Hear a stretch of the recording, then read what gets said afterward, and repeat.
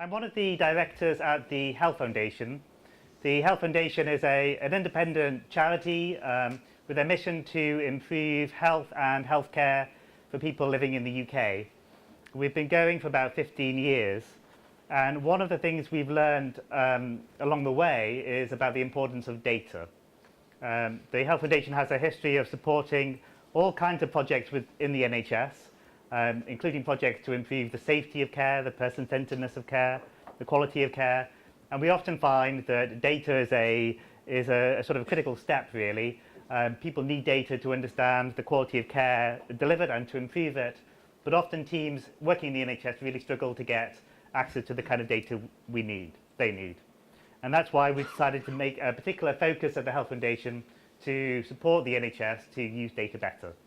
And what I wanted to spend just a few minutes talking to you about this morning is just to give you a bit of an introduction to our work at the Health Foundation, to tell you why we are supporting our community, and why we're really happy to do so, and why we think these kind of initiatives are so important, and just tell you a bit about what other ways you can get involved in the Health Foundation's work and what other kind of support might be available. So I've got some slides here. You've got the clicker. Thank you. I thought I would start by, because I'm an analyst, you're analysts, and I thought I'd start by just giving you a few examples of particular analytical projects we've done, as well as giving grants to the NHS to help support the better use of data. We also have an in-house analytics team of about 20 analysts who are using linked data sets ourselves to produce insights about the quality of care provided. And I thought you might just be interested in a couple of charts, which I'm going to talk you through just very quickly. This first one is based on a survey, and what we did is partner with the NHS in Islington to send out a survey to everybody with a long-term condition living in that area. And we asked people a series of 13 questions that were aimed to get a handle on how confident individuals were at managing their own health conditions. Obviously, if you have a long-term health condition like diabetes, you're expected to care for yourself and your condition much of the time. So the ability that individuals have and the confidence they have to manage their own health is an important element of care. And what we did is group people into 4 categories based on the survey responses. People on the left, about a quarter of people in total said they were overwhelmed with the requirements of managing their own health conditions, whereas these people on the right here said they were quite capable of managing their conditions themselves. And what this chart is showing you is how often people attend hospital. And this hospital data is from the electronic medical record and the admin data. And what we found is that people who are more confident at managing their own health were less likely to attend hospital. And there's all kinds of different explanations for what might be happening in this chart, as I'm sure you can appreciate. But one of the messages that we took out of this analysis was that supporting people to manage their own health conditions is very important for the NHS, and at least there is the potential to reduce pressure on secondary care from doing this better. And if you're interested in finding out more about that project, you can look at this briefing that we published just about a month or 2 ago. This second example is from a partnership that we have with NHS England. The partnership is called the Improvement Analytics Unit, and you'll hear a bit more about that later this morning. My colleague Geraldine Clark is going to tell you a bit more about the analysis we do, and Emma Vesterson is going to tell you a bit about the coding approaches that we take in this project, which are very much based on R. What this chart shows you is the result of an evaluation of the impact of integrated care teams. Integrated care teams are multidisciplinary teams, for example, the GP, a pharmacist, a care coordinator, who come together to provide coordinated care for people with complex needs. And what you see here in the red diagram is the number of emergency admissions per person per quarter in the 2 years before enrolment into the integrated care team, and then what happened afterwards. And so very importantly for this analysis, we've included a control group in blue, which tries to estimate what would have happened if similar individuals had received different forms of care. And what you can see in this diagram is that actually the integrated care patients seem to have had more emergency admissions than you'd expect from the control group. And that led us to conclude that probably the integrated care teams did not reduce emergency admissions in the short term and may have increased them. Again, there's a bit more you can find out about this work on our website, and Geraldine Clark will tell you a bit more about the evaluation or other forms of evaluation very shortly. That's just to give you a flavour, really, of what kind of analysis we do in-house. At the Health Foundation, as I said, we're very interested in the way that data can be used better in the NHS. And of course, there are all kinds of different things you can do with data, and those two examples are only just really gives you a small flavour of the kind of work that can be done and that you're doing. We know the data can be used for all these purposes on the chart and for many other reasons.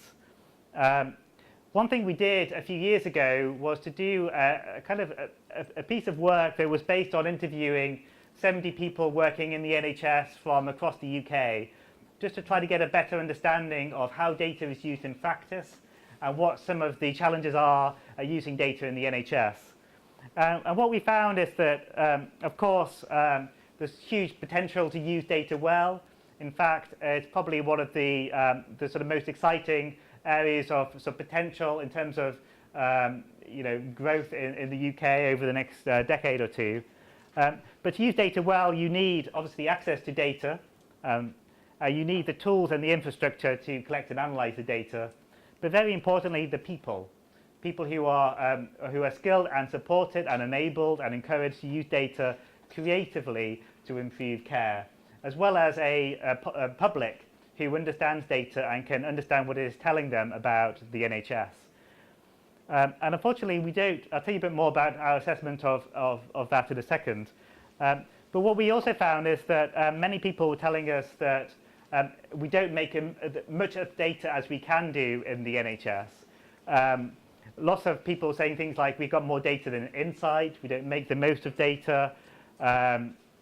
We base decisions in the NHS based on gut instinct rather than what the data is telling us. And as a result, really sometimes poor decisions are being made about care and how it can be improved. And there is the potential to use data to improve the decision making that is used in the NHS. We think the people aspect is the really important bit here. Analytical teams are really crucial, not just to do the analysis, but actually to bring an analytical approach to problem solving, we think. They can help structure a problem, and then they can assess what evidence is already available to bring to bear on that problem. They can do the analysis and, importantly, communicate what that means for care. But we think, based on what people have told us during this work, that it can be very challenging to do analytics in the NHS. It's partly an issue to do with how many analysts we have in the health service, but it's more to do with the fact that that a lot of the analytical resource in the NHS seems to get sort of misallocated. We've heard that there is a lot of sort of feeding the beast, producing reports for dashboards that might not be used, and not that much creative work working with people who have a problem, whether they are clinicians or managers, helping to understand the problem and to bring your skills to bear in really solving that problem. In addition, we've heard that it can be quite isolating in some parts of the NHS. You will be working in a team, but you might not have the much opportunity to collaborate across organizational boundaries. And we think that is really where initiatives like the R community can really help to bring people together like this, to share learning and knowledge and skills and ideas across boundaries. And as a programming tool, we think R enables that. And that is why the Health Foundation has been very pleased to support this initiative and looking forward to today as well. Just the last thing for me is just to tell you a bit more about how you can get involved in the work of the Health Foundation if you're interested. What we are doing is these four things. So firstly, we are trying to raise the profile of analytics particularly amongst national policymakers as a really important resource for the NHS, which it needs to be investing and cherishing and nurturing. We do that through our reports, through the convening power of the Health Foundation, where we can bring people together for events and to have workshops and so on. We also have something called the Applied Analytics Programme. This is a funding offer. It's actually how the R community was funded.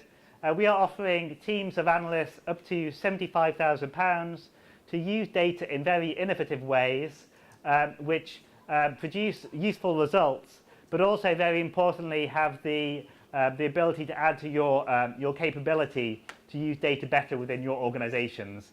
And we think these awards are very helpful at helping to raise the profile of analytics within the NHS, and that's what we've been told by the award holders. We support networks. Our community, of course, is a network. We're also very happy to support something called AFA, the Association for Professional Healthcare Analysts. Paul Stroner is sitting here. We'll tell you a bit more about that in the break, I'm sure, and there's a stand outside. And then finally, we do partnership working sometimes. And the Improvement Analytics Unit, which I mentioned, is one example of how we are partnering with the NHS to do analysis jointly to tackle big problems. We may also do more of that work in the future. If you want to find out more, then actually we just published a newsletter 2 weeks ago, just setting out what we're doing on data analytics. The best way to find this newsletter is to go on Twitter. And if you go to my page, you'll see that I've linked just this morning the newsletter, so you can find a link to it on there. But very much looking forward to the day, and we'll be around and very much interested in talking with you and understanding what more we can do to support the NHS to make better use of data. Thanks very much.